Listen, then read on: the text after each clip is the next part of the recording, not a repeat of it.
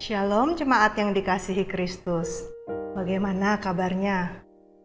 Saya yakin kebanyakan dari kita akan spontan menjawab, baik, puji Tuhan baik, bahkan luar biasa. Puji Tuhan, saya pun bersyukur dan ikut senang kalau saudara dalam keadaan yang baik. Karena saya percaya sebagian dari kita memang berada dalam kondisi yang baik dan sehat. Namun, kalau kita mau ambil waktu sejenak dan bertanya kepada jiwa kita, bagaimana kabarmu? Apakah kita akan selalu menjawab, baik-baik saja, karena keadaan kita selalu baik-baik saja? Mari saya akan membacakan beberapa ayat dari Mazmur 42. Saya akan membaca dua ayat yang bunyinya sama, yang ada di ayat 6 dan ayat 12. Mengapa engkau tertekan, hai jiwaku, dan gelisah di dalam diriku?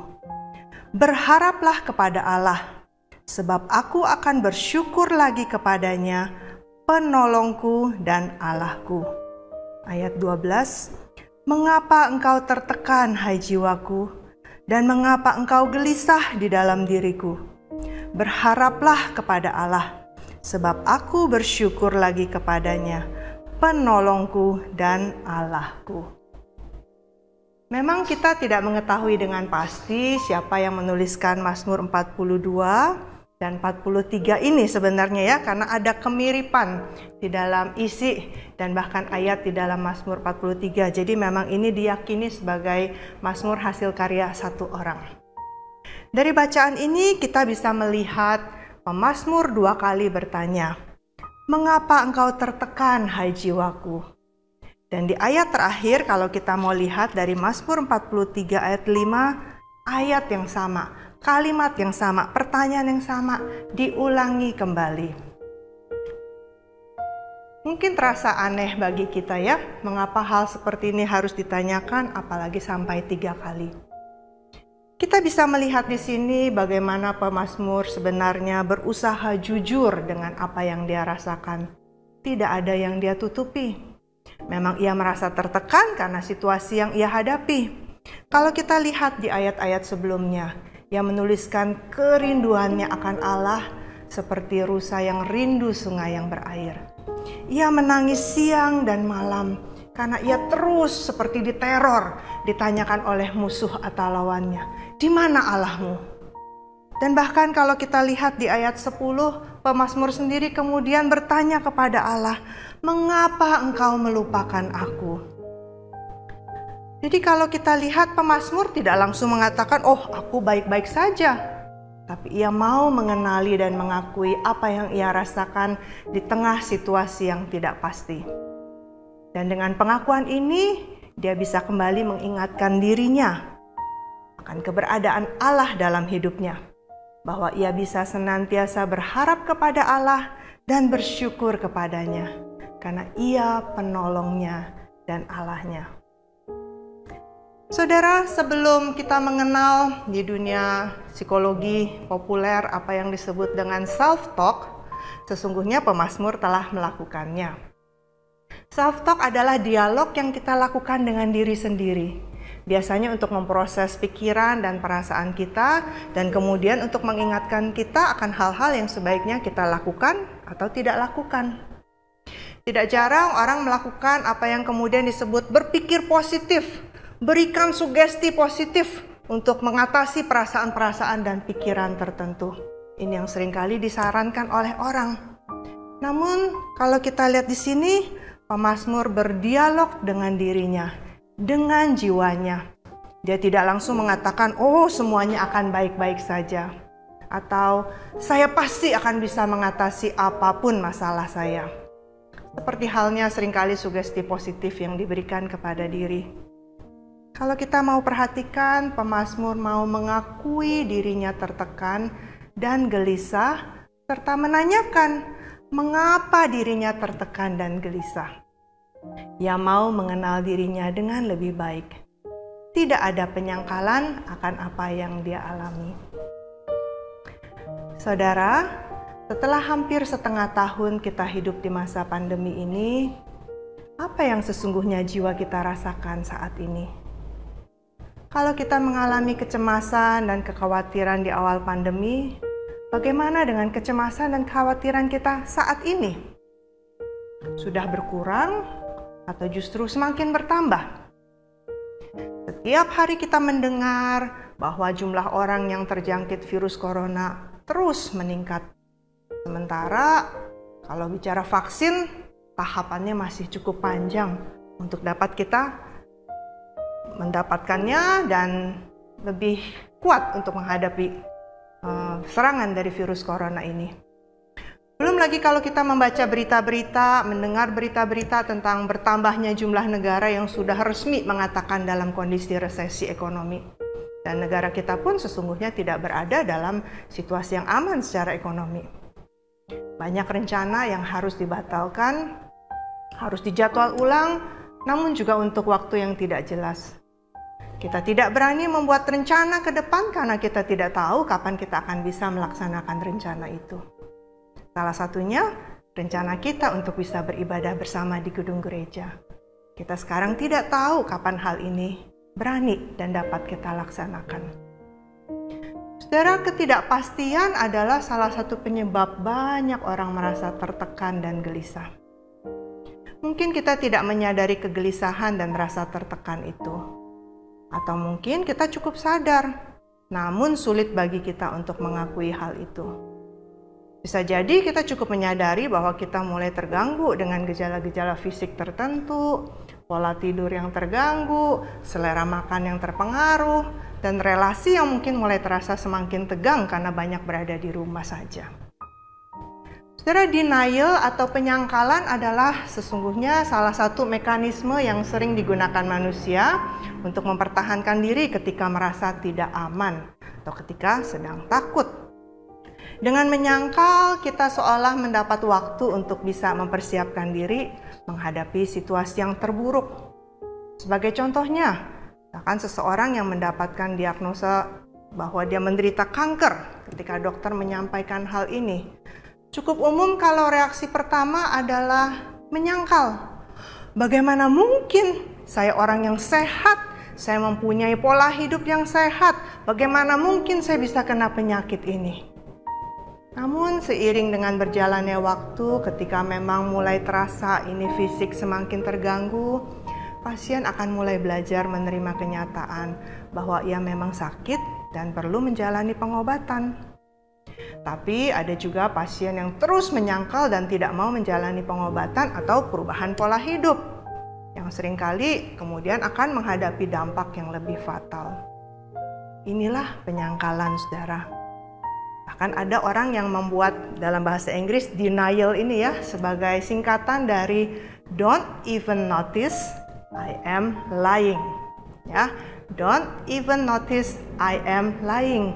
Saya bahkan tidak menyadari bahwa saya sedang berbohong. Membohongi siapa, saudara?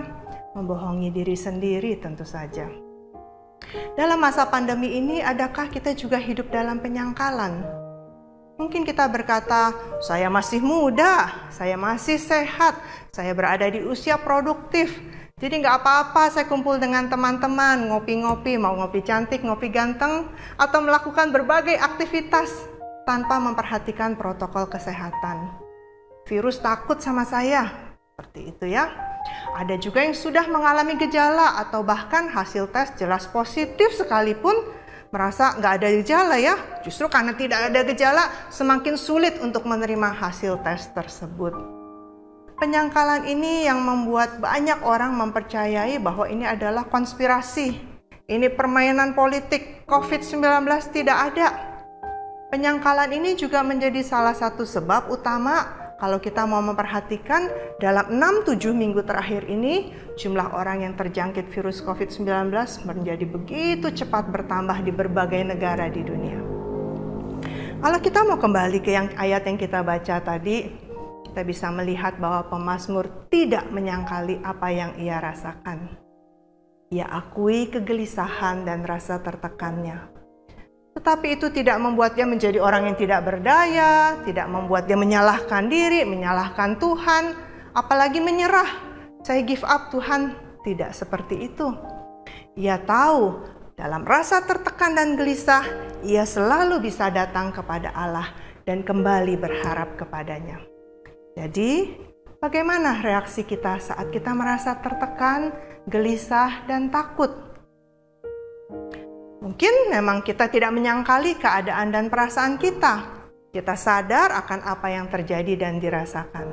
Tapi kita mungkin memilih untuk menarik diri dan berjuang seorang diri. Pertanyaan, apa kabar? Bagaimana kabarnya? Sepertinya perlu dijawab dengan baik. Karena kalau saya jawab tidak baik, saya akan tampak lemah. Dan itu akan mengundang rasa kasihan dari orang, dan saya tidak mau dikasihani oleh orang lain. Saya tidak suka dikasihani. Dengan kata lain, akhirnya kita memilih untuk lebih mengandalkan kemampuan dan kekuatan kita sendiri dalam menghadapi kesulitan-kesulitan kita.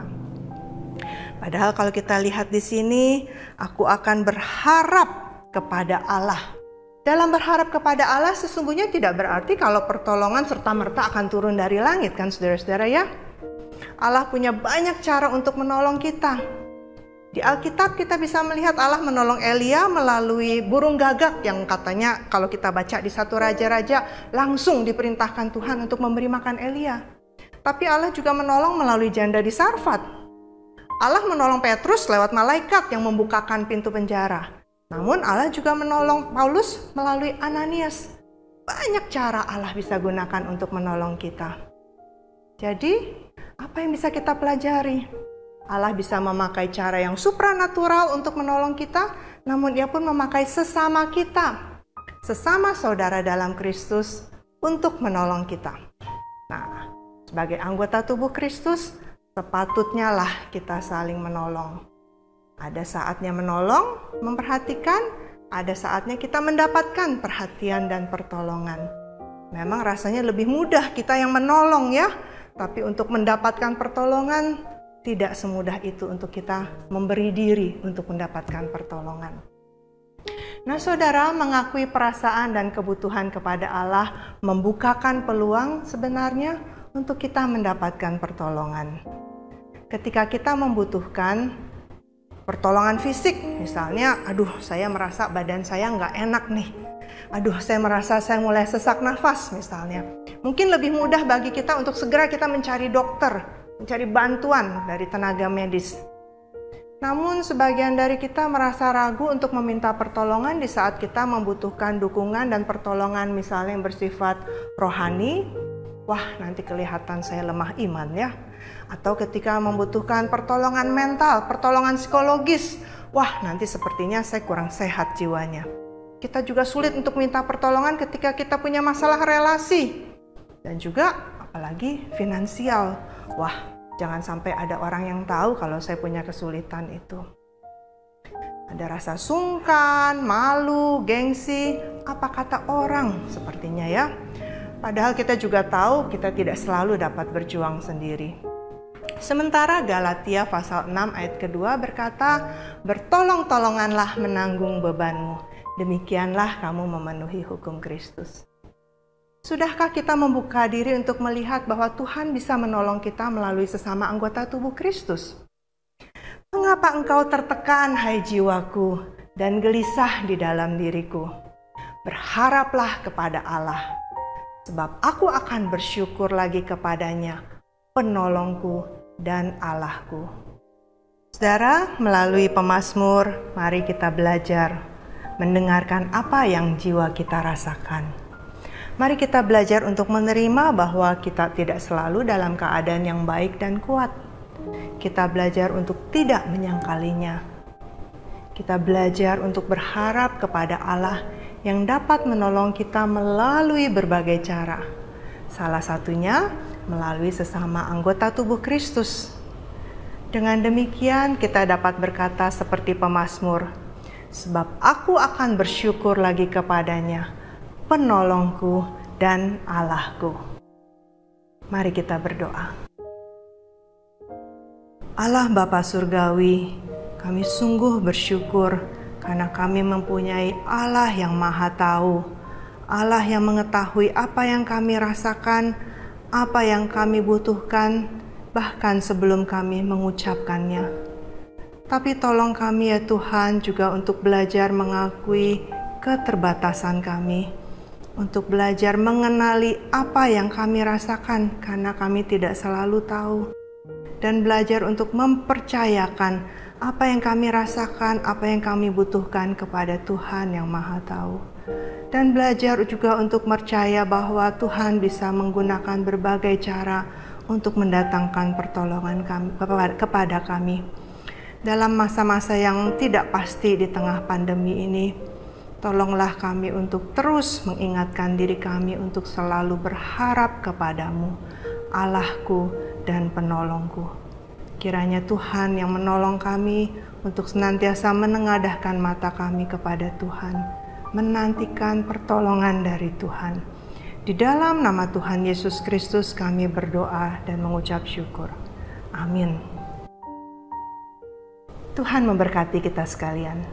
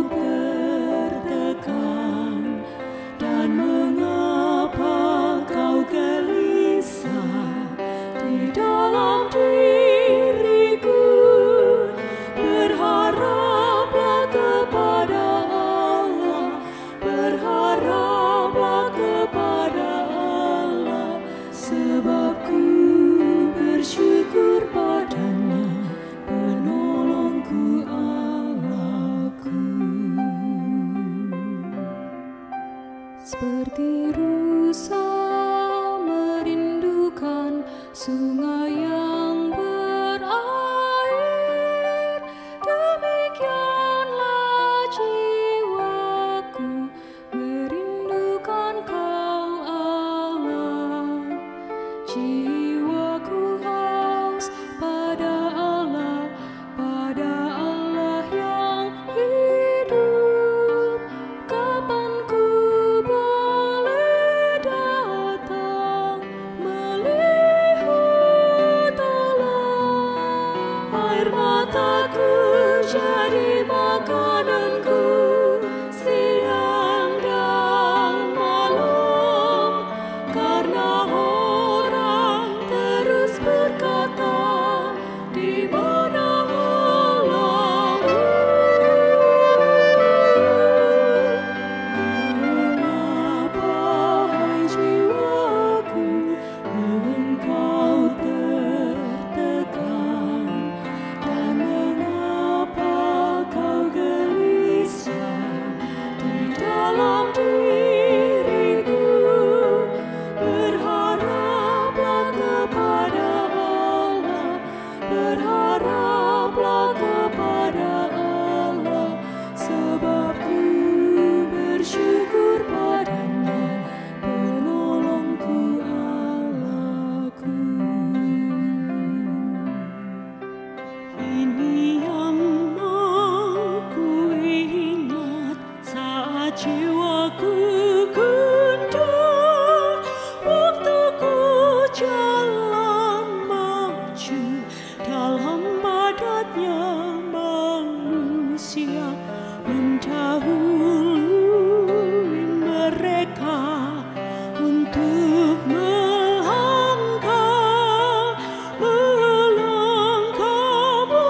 menuju ke rumah Allah dengan